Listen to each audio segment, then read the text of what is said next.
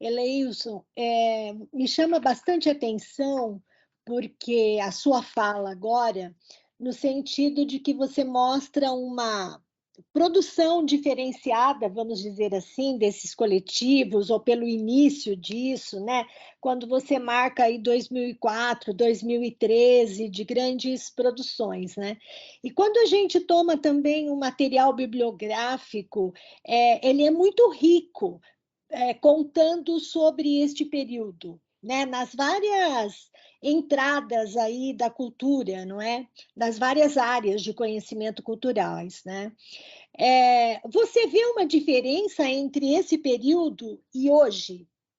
Hoje nós temos uma incidência. Qual é a diferença entre esse momento, que para mim ele se marcou sempre como um momento histórico, pelas produções e por aquilo que a gente já tem registrado, e registrados em livros, com trabalhos muito bem organizados, muito fortes, consistentes. E eu fico imaginando, nesse período agora que estamos vivendo, nesse presente, eu queria ouvi-lo um pouquinho, se você sente diferença, e nessa diferença, são essas projeções que nós temos aí, né? Essa era uma das questões aí que eu queria ouvi-lo um pouquinho. E, e também essa questão, a relação de vocês, quando você disse agora no final, falando dessa parceria com o meio acadêmico, né? Como que é esta parceria? Como é que é os tipos de projeto que vocês têm e lançam aí com o meio acadêmico? São duas questões aí que eu gostaria de ouvi-lo um pouquinho. Bom, as diferenças são daquele período da primeira década para agora é bastante grande, né? Em termos de ambiente político, né? Sim. A gente viveu ali a primeira década como uma década de fortalecimento da sociedade civil na sua relação com o Estado, havia inúmeras possibilidades de participação, as conferências, né? Foram feitas conferências em diversas áreas, então havia interlocução, foi um período de muita política pública, né? E então e garantia de direitos, né? Então, para ser assim, sua pergunta é bastante abrangente, eu não nem me arrisco Sim. assim, mas é o que a gente percebe enquanto sociedade civil, né? Uhum. Uma efervescência, um estímulo bastante grande e foi uma época em que muita participação, por exemplo, na elaboração do Plano Nacional de Cultura, Plano Nacional de Juventude, né, o Estatuto da Juventude, por exemplo, e o Plano Nacional de Educação, para ser bem específico, e a participação nas conferências que originaram esses documentos, por exemplo, né? E tudo isso foi sendo sabotado, né, ao longo dos anos, né? Até chegar ao ponto, ao limite que é o atual governo, que realmente destruiu, né, os conselhos, essas coisas, e não levou em consideração uma série de direitos. Por outro lado, essa situação também fez o movimento se fortalecer, as redes, né? A,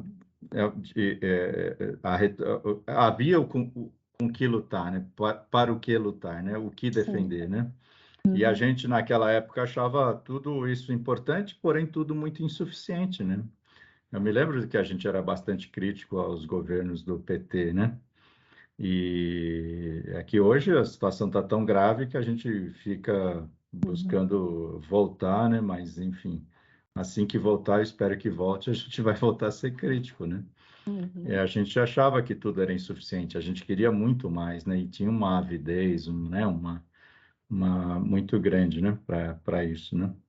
Então, hoje, a gente agora no grupo aqui da coordenação da ação educativa, a gente ficou comemorando, né, uma decisão do STF de garantia de matrícula em creche, né, que era uma matéria que estava sendo discutida a partir de uma proposição da Prefeitura de Joinville, que queria se resguardar, né, o atendimento a creches, né, condicioná-lo a oferta enfim, de possibilidades, né?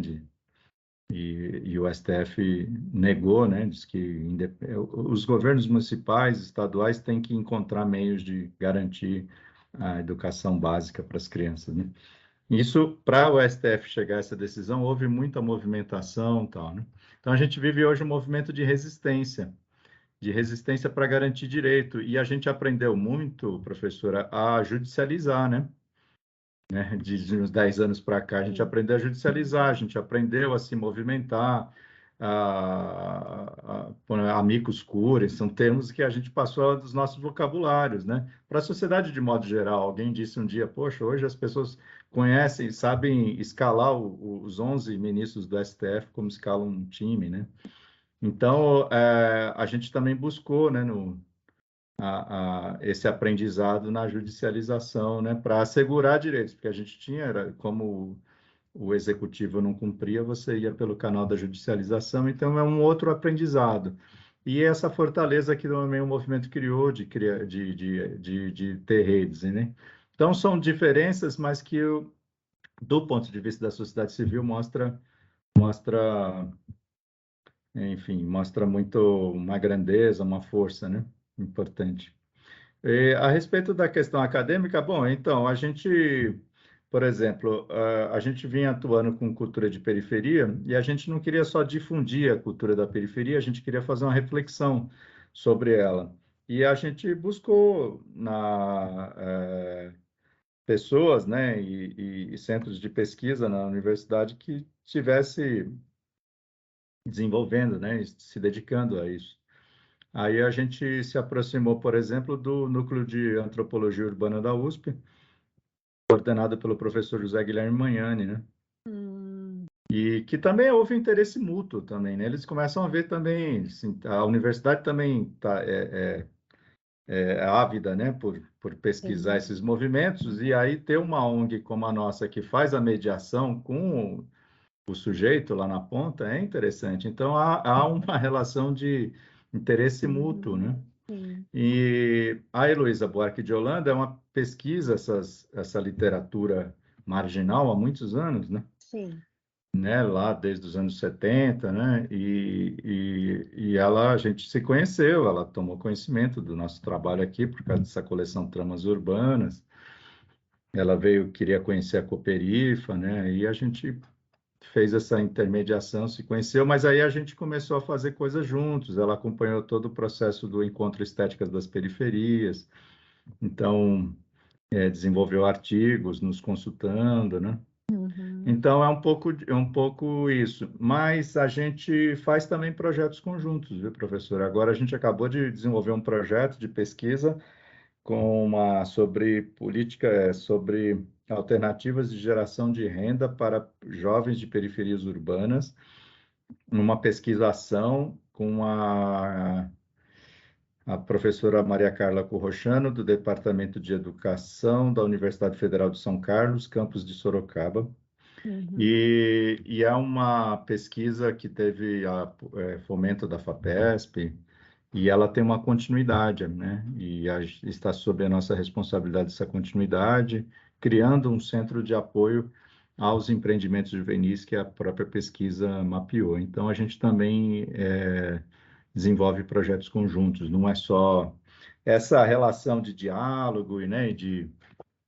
Ela é permanente, mas a gente também faz projetos conjuntos. O que você mostra, né, Eleilson, é que vocês têm uma informação já pela experiência, pelo trabalho que tem, por esse tempo, né, sólido que oferece para a universidade toda essa informação também, né, para que ocorra de fato essa troca, né.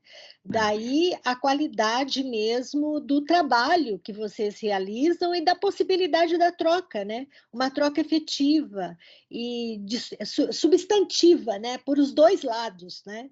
Então, muito bonito o trabalho de vocês e toda o registro, né, que vocês já têm disso e a ação, né, porque o mais assim, o que vai referendando todo esse trabalho é a ação que vocês têm, né. A ação é forte, É, né. Parabéns, um trabalho belíssimo.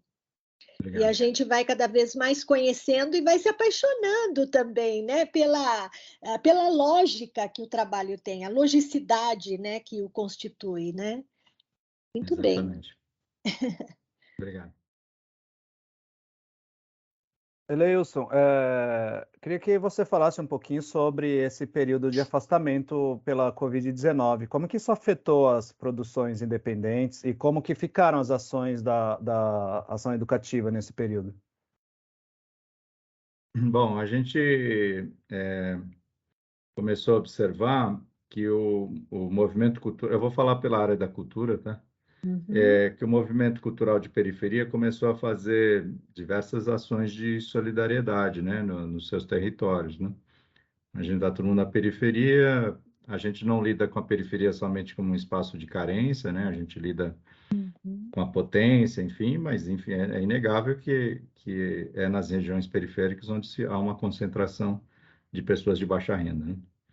E, e a gente tratou de fortalecer essas ações desses grupos culturais, primeiro se engajando no programa Cidade Solidária da Prefeitura de São Paulo, do qual participamos até hoje, que é um programa de distribuição de cesta básica, né? E isso foi muito importante porque os grupos eles não tinham fôlego, né? Eles conseguiam fazer uma vaquinha com muito esforço, ia no mercado, aí montava a cesta, e aí via que com aquele dinheiro dava para montar umas 10, 15 cestas só, é tão pouco, né? E a demanda é tão grande, né?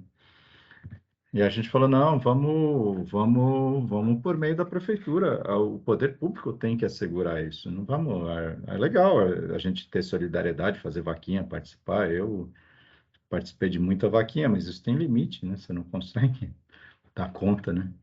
Então, aí eu lembro que o programa foi criado, era o prefeito Bruno Covas, né? Ele foi criado em abril, né? Em abril de 2020, né? E a primeira saída de cestas básicas foi para os movimentos culturais. Com 42 ações. Foram cerca de 10 mil cestas, assim, saíram os primeiros caminhões, assim, que saíram no galpão da Cruz Vermelha, né? Onde até hoje é onde faz essa triagem, essa expedição, né? Das cestas básicas, né? Então, a gente aprendeu a fazer ações humanitárias. A gente não fazia sendo educativo. Não fazia parte do nosso... E a gente também se tocou, né? Que, pô, a ação educativa conseguiu, ela tem parceiros sólidos, né? Financiadores internacionais, convênios, etc., conseguiu se manter na pandemia, né? Conseguiu fazer home office e tudo, mas a gente via a dificuldade dos nossos parceiros lá na ponta, né? Aí a gente começa a se incomodar, né? Então, pô, não faz sentido, né? A ação educativa se manter firme, ela tem que se manter firme, né? Porque ela acaba tendo um papel muito importante e tudo, mas não, e na nossa volta, os nossos parceiros todos, né? Gente literalmente passando fome e tudo, né?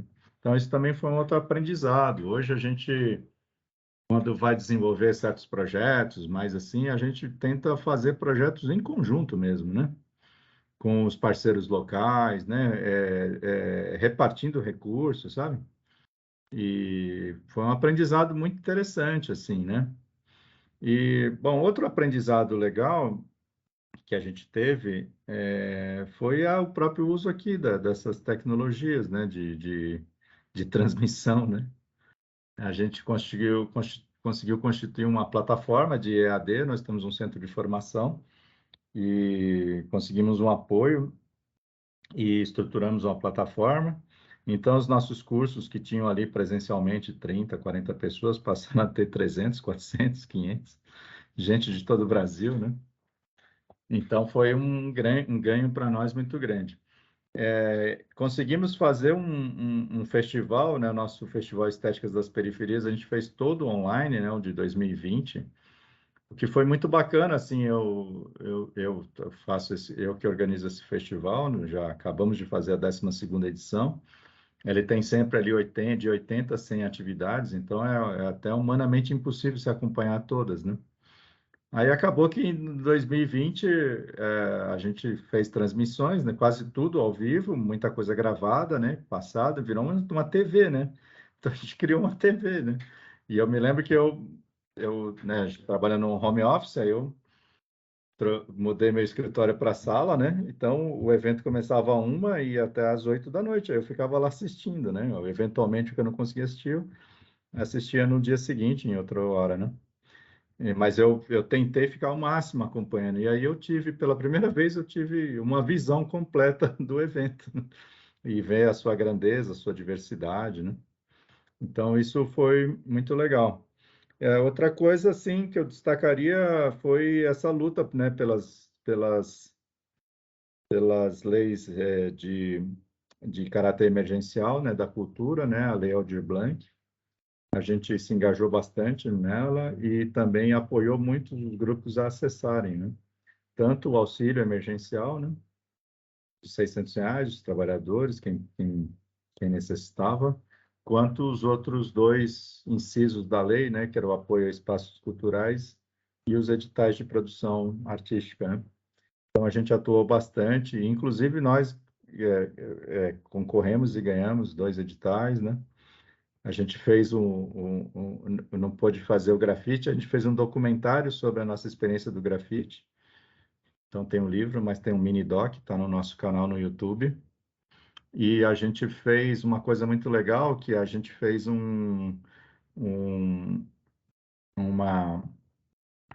pediu a todos os coletivos que participavam do estética, participam do Estética das Periferias. O Estéticas das Periferias ele é descentralizado e territorializado. Então, hoje nós temos 26 territórios com 2 coletivos em cada território, são 54 coletivos. Nós temos 50 porque tem umas ausências aí. Então, só que lá em 2021, no primeiro semestre, eram 44 coletivos de 22 territórios. Então, a gente propôs que eles se juntassem e fizessem um mini doc com a seguinte questão: o que faz da minha quebrada um território cultural? E aí eles juntos fizeram vídeos de 3 a 5 minutos, alguns fizeram de 10, né, se animaram. E aí a gente deu... O nosso projeto era de R$ 100.000, né? Tipo, aí a gente distribuiu R$ 80.000, né, para todo mundo, né? A distribuição dava R$ 80.000, né? Então dava mais ou menos R$ 3.500 para cada grupo, né? E o pessoal fazia, alguns coletivos tinham equipamentos, ou conseguiam com outros, ou conseguiam na fábrica de cultura, enfim.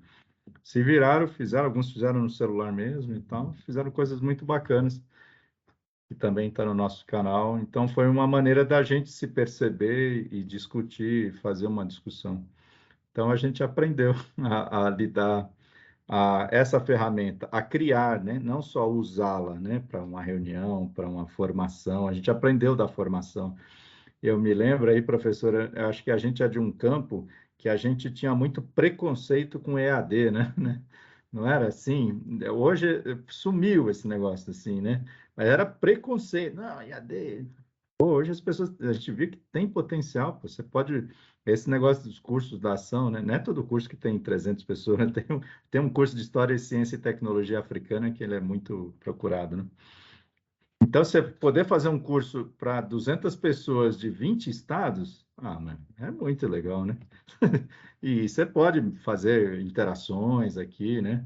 Então, e essa ferramenta, e a EAD tem que ser disputada. Acho que agora é isso. Nós, freirianos, isso aqui, temos que disputar isso, né? Então, disputar essa ferramenta, que esse pessoal mais de visão empresarial, né, não sei o quê, já estava ali, ó. Só que eles eram muito pragmáticos, né, e a gente torcia o nariz, né. Então, foi um enorme aprendizado, isso, um enorme. Agora a gente tem que disputar essa coisa aqui, desenvolver metodologias bacanas. A internet chegou aí, o 5G, né? Então, dá para fazer muita coisa, né? Mas foi difícil, viu, lidar também aí com as mortes, né? A gente que atua na periferia viu muita gente morrer, te viu companheiros, né? Graças a Deus, entre nós ali, na nossa equipe não, mas teve parentes de pessoas, né? Que morreram, né? E teve esse luto, né? Que a gente viveu, nossa, muitos. Tive uma amiga, né?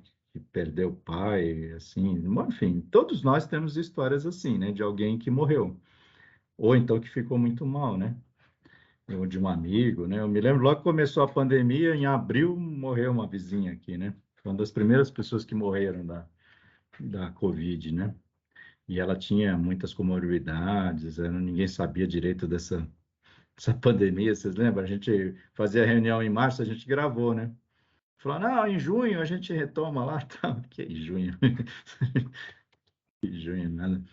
Ao mesmo tempo, também havia uma descrença da vacina, não sei se vocês lembram disso. Não, vacina só em 2022, não sei o quê, isso aí. De fato, demorava muito para fazer uma vacina, mas enfim, as coisas se aceleram também, né? Uhum. Então, lógico, a vacina sempre demorou 3, 4 anos para ficar pronta, mas era aqueles inúmeros testes, né? Então, a pandemia para todo mundo, teve esse lado bom e o lado ruim, né?